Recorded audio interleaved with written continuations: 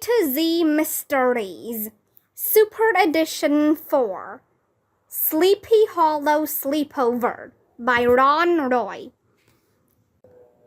Chapter 10.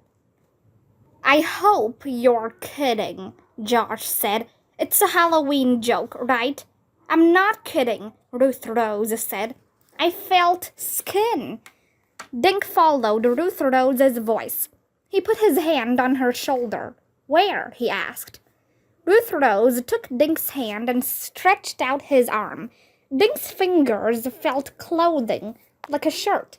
Moving his hands, he felt another pair of hands and a rope wound around them. He moved his hand up and felt a face. Then his fingers touched something smooth, not skin. It was tape. The mouth behind the tape made a choking sound. Guys, there's someone tied up and gagged down here, Dink said. Help me get him loose. Dink worked on the tape. He found a corner and carefully pulled it away. Thanks, man, a hoarse voice said. I could hardly breathe. Who are you? Dink asked.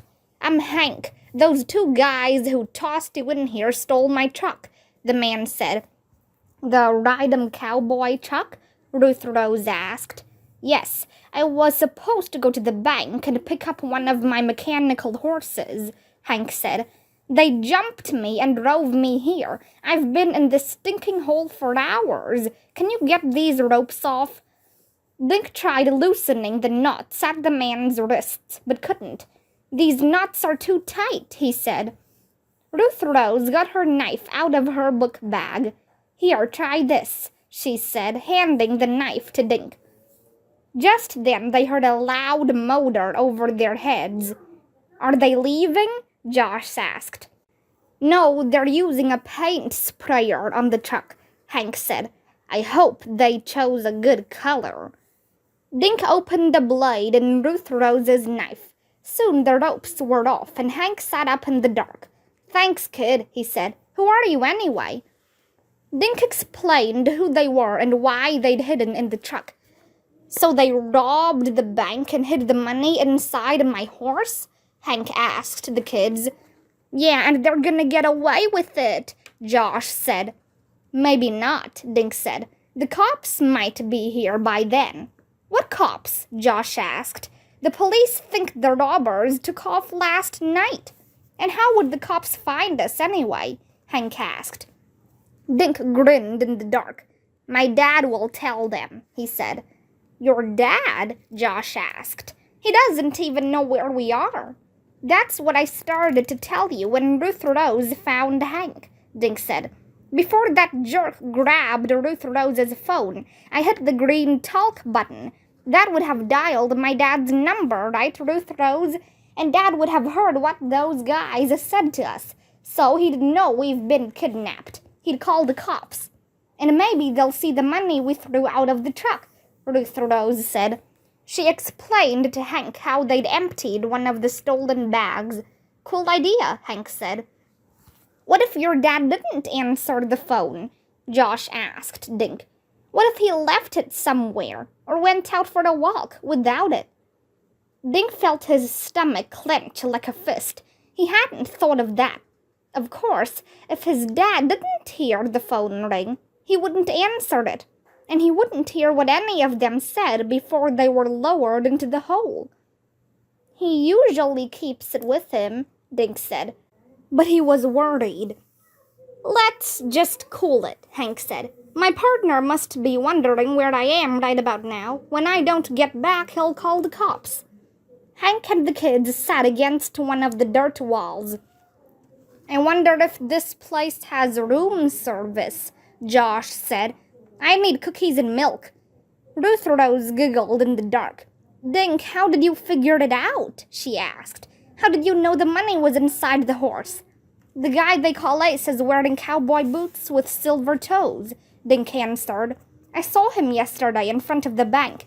And the rope he used to tie the tarp over the horse was the same rope that woman Bonnie was tied up with. And yesterday, when we were watching the mechanical horse, he said something about Bonnie filling it with green candy. Green candy is money, Josh said. Dink thought for a minute.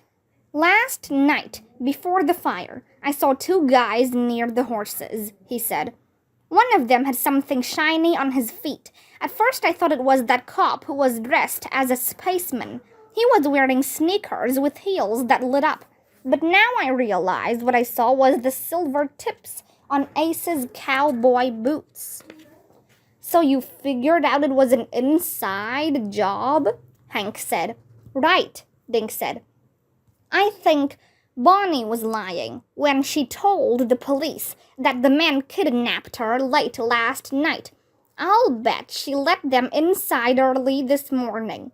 When the vault opened at 8 o'clock, they hid the money inside the horse.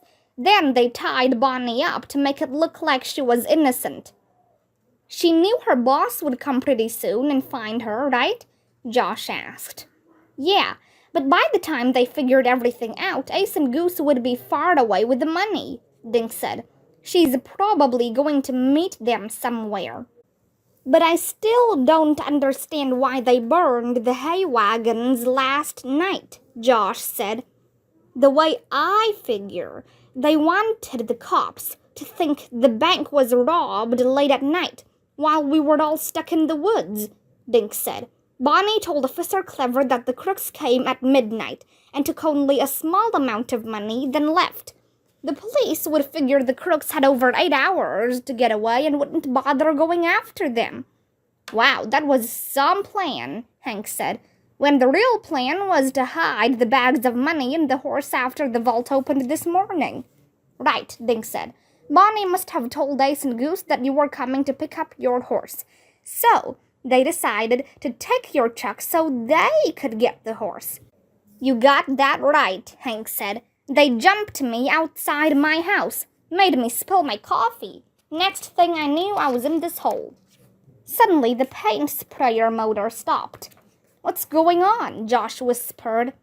Either they finished the paint job or they ran out of paint, Hank said. The 4 prisoners sat in the dark listening.